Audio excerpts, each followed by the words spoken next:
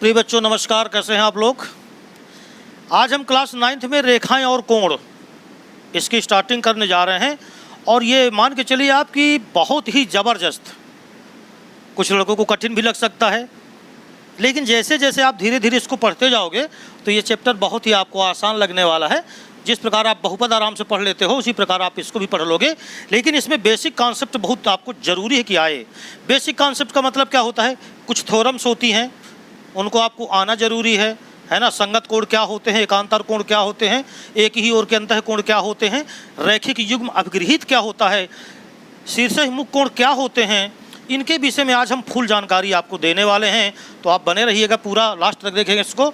दूसरी चीज़ ये है कि जब इसकी स्टार्टिंग करते हैं ना तो यहाँ से हम शुरुआत करते हैं, तो फिर इसके बाद त्रिभुज मिलेगा, फिर इसके बाद समांतर चतुर्भुज मिलेगा और फिर इसके बाद क्षेत्रफल मिलता है।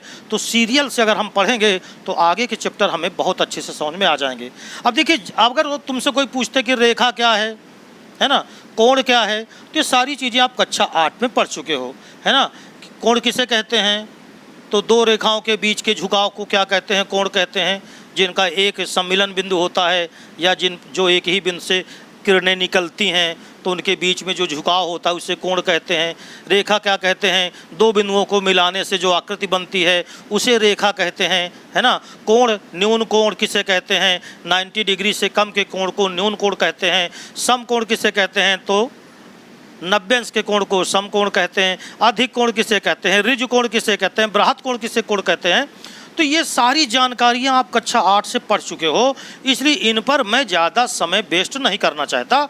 अगर आपको तनिक भी शंका है आप अपनी किताब उठाइए और उससे सारे कोड देख लीजिए। मैं यहाँ पर जो मुख्यतः बात करने वाला हूँ वो बात है संगत कोण किसे कहते हैं। तो देखिए, संगत कोण क्या है, एकांतर कोण क्या है, एक ही ओर के अंतः कोण क्या है। आइए इनकी पहचान पहले आपको बताते हैं। तो देखिए, जैसे मान लीजिए ये कोई दो रेखाएँ हैं।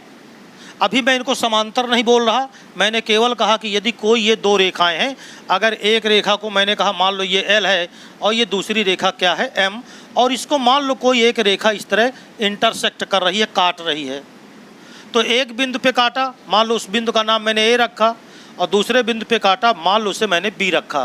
तो देखो यहाँ पर कितने कोण बनते हैं। इसको कोण 1 कहो, इस कोण का नाम मैंने 2 दे दिया, इस कोण का नाम 3 दिया, इस कोण का 4, ये हो गया 5, अभी इनका नाम बाद में लिख देंगे, ये 6, ये हो गया 7 और ये हो गया 8।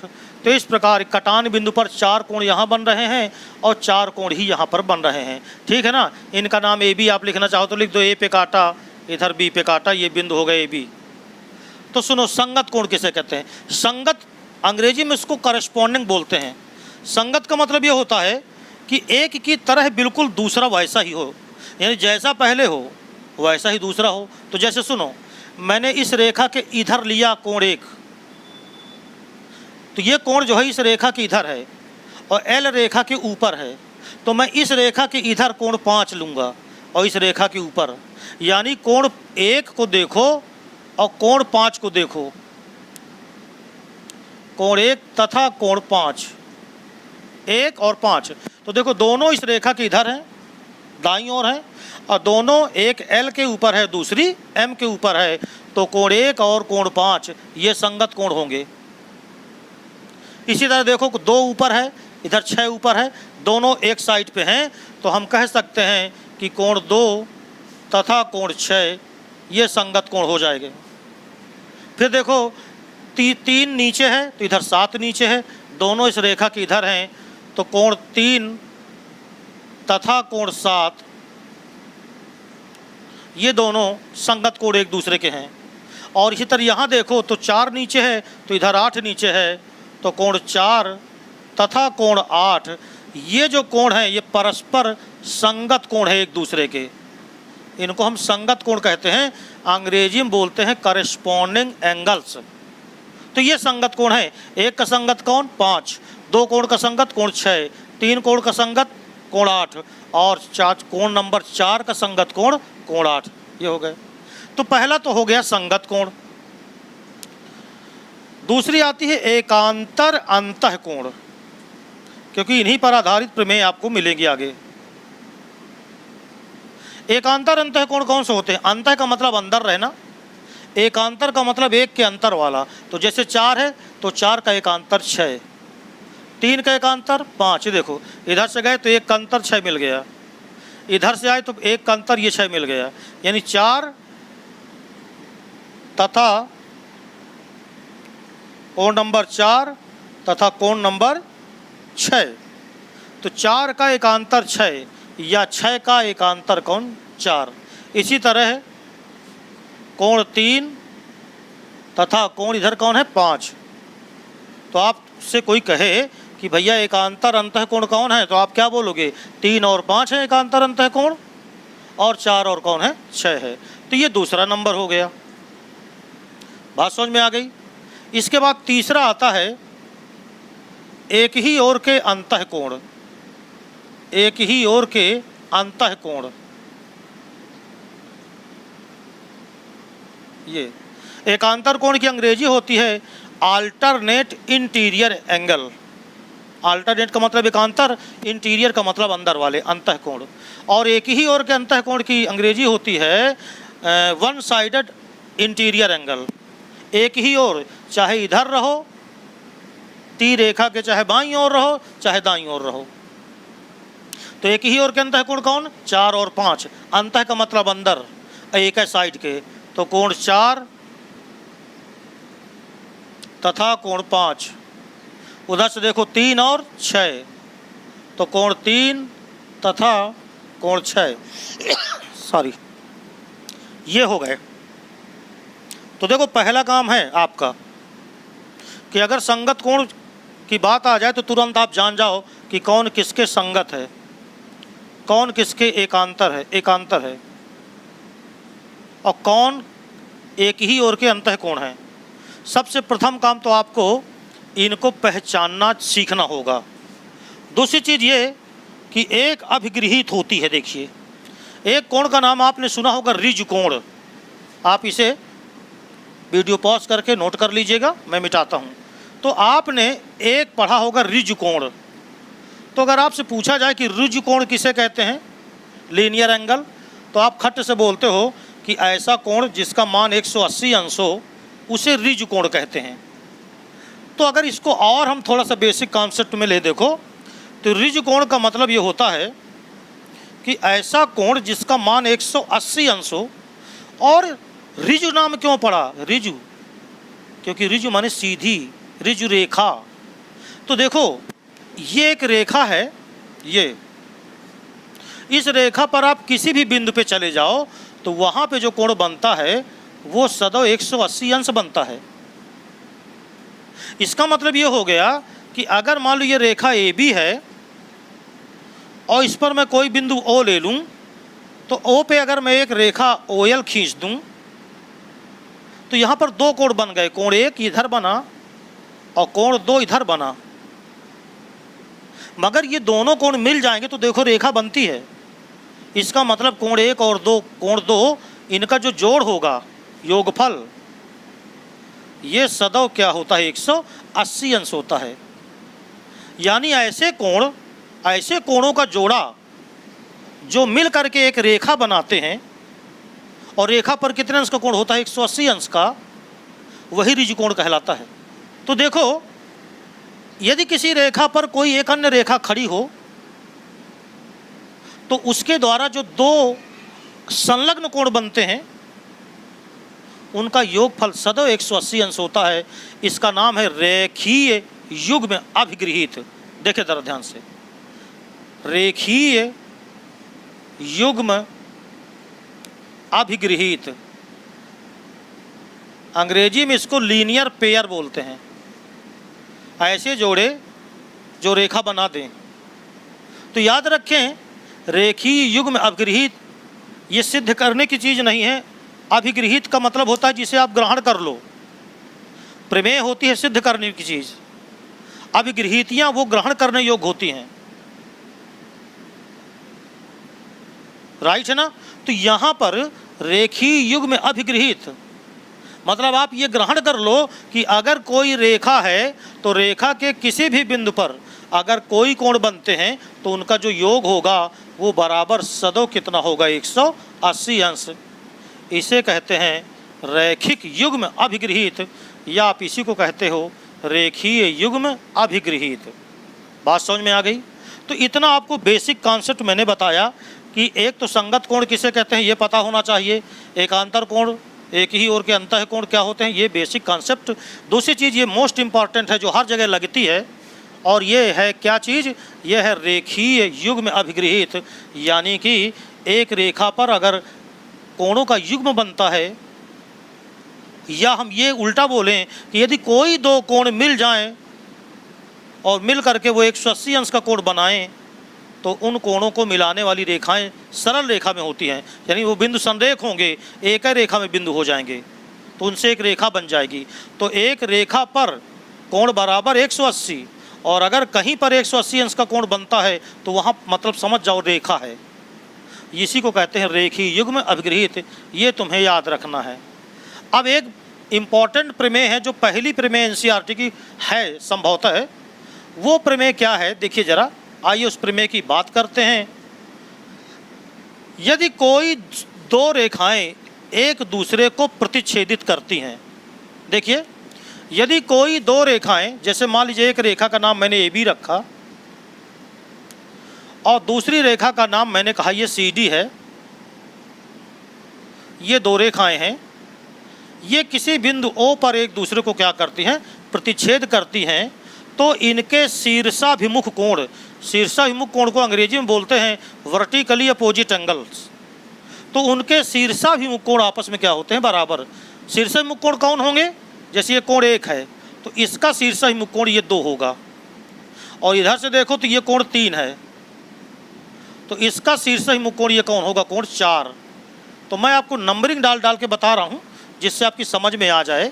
वैसे नाम तो इसका ये लेंगे हम ए ओ डी, ये कोण 1 है, और इधर इसका नाम लेंगे तो ए ओ सी, इसका नाम लेंगे तो सी ओ बी या बी ओ सी कह लो, या डी ओ सी या डी ओ बी या बी ओ डी कह लो। तो नाम तो ऐसे लेंगे, लेकिन चूंकि हमें समझना है इस चीज़ को, नाम तो हम लिख सकते हैं, तो समझने के लिए आप 1 2 3 नंबरिंग डालो तो समझना आसान होता है। तो पहली प्रमेय आपकी ये है, यहाँ से शुरुआत हुई।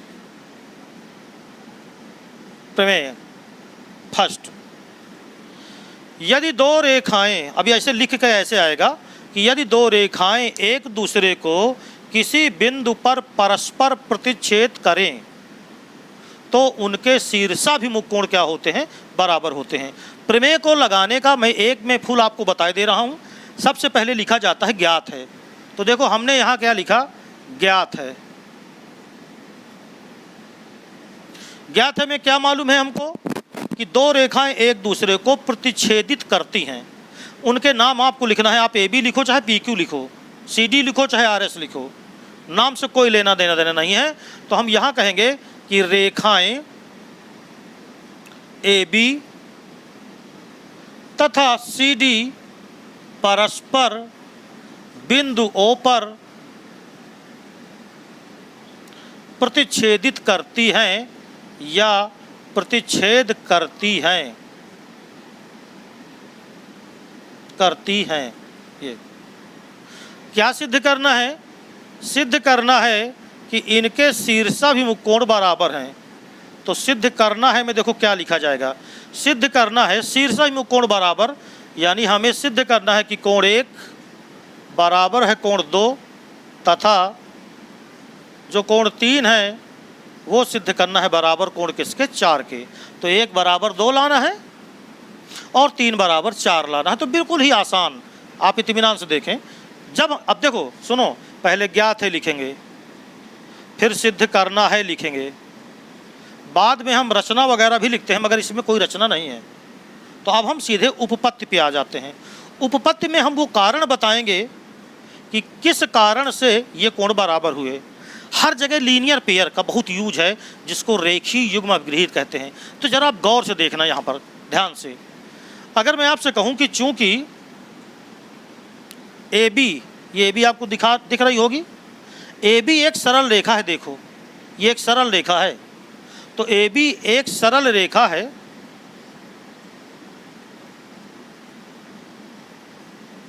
ये, और जो ओडी है ये उस पर खड़ी है। ये लिखने का एक तरीका है। अगर आप ये ना लिखें कि उस ओडी उस पर खड़ी है तो भी काम चल जाएगा। ए बी एक सरल रेखा है, देखो तो ये ओडी यहाँ पर दो कोण बनाती है, एक कोण 1 बनता है और एक इधर कोण 3 बनता है। इसका मतलब ये हो गया कि हम ये कह सकते हैं कोण 1 धन कोण 3 बराबर होगा 180 अंश। ये हम कैसे जान गए? अभी अभी हमने पढ़ा था रेखीय युग्म अभिगृहित, रेखीय युग्म अभिग्रहित। ये क्यों, क्या है रेखीय युग्म अभिगृहित? यदि एक रेखा पर कोई दो कोण बने, एक रेखा पर एक बिंदु पे देखिए ये दो कोण बन रहे हैं और दोनों संलग्न कोण हैं, तो इनका जो योगफल होता है वो सदैव क्या होता है? 180 अंश। ये हमको एक समीकरण मिल गया। जरा फिर से देखिएगा पुनः, अगर ए बी एक रेखा है तो सी डी भी क्या है? एक रेखा है। तो यहाँ पर सी डी एक सरल रेखा है।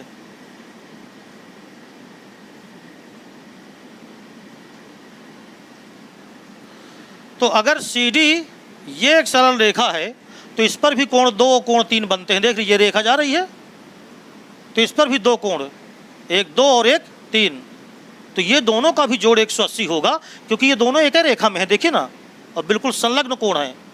इसका मतलब ये हो गया कि कोण 2 प्लस कोण 3 ये बराबर हो गया 180। ये समीकरण नंबर हमको 2 मिल गया और इसमें भी यही चीज़ है, रेखीय युग्म अभिगृहित, तो आप यहाँ लिख सकते हैं। अब आप जरा दोनों समीकरणों को गौर से देखो, दोनों का दाहिना पक्ष बिल्कुल बराबर है, तो हम कह सकते हैं कि हम दोनों समीकरणों की अगर तुलना करें तो दोनों के दाहिने पक्ष बराबर हैं तो बाएं पक्ष भी बराबर होंगे। या कुछ लोग ऐसे कह देते हैं कि समीकरण 1 में 2 को घटा दो, मगर हम ये कह सकते हैं कि समीकरण 1 तथा 2 की तुलना करने पर, जब भी तुलना करना हो तो तुलना तब करिए जब एक पक्ष बराबर दिख रहा हो। तो दायां दायां पक्ष बराबर है तो बायां बायां अपने आप बराबर होगा, यानी कोण 1 धन कोण 3 और ये बराबर ही होगा कोण 1 धन को कोण 2 धन कोण 3। ये देखिए ये देखिए 1 धन 3 बराबर 2 धन 3। ये 3 से 3 कैंसिल करो तो कोण 1 बराबर कोण क्या आ गया? 2। ये देखिए 1 2 के बराबर आ गया। बिल्कुल यही प्रोसेस अगर लगाएं तो 3 और 4 भी बराबर हो जाएंगे। कैसे? देखो 3 और 4 अगर बराबर लाना है तो ये एक सरल रेखा है तो 2 धन 3 ये 180 होंगे, ये एक सरल रेखा है तो 2 धन 4 180 होंगे, और 2 दोनों में कॉमन होकर अगर कट जाएगा तो 3 किसके बराबर आ जाएगा? 4 के। बात समझ में आ गई? इसी प्रकार तो हम इसको हम लिख सकते हैं, इसी प्रकार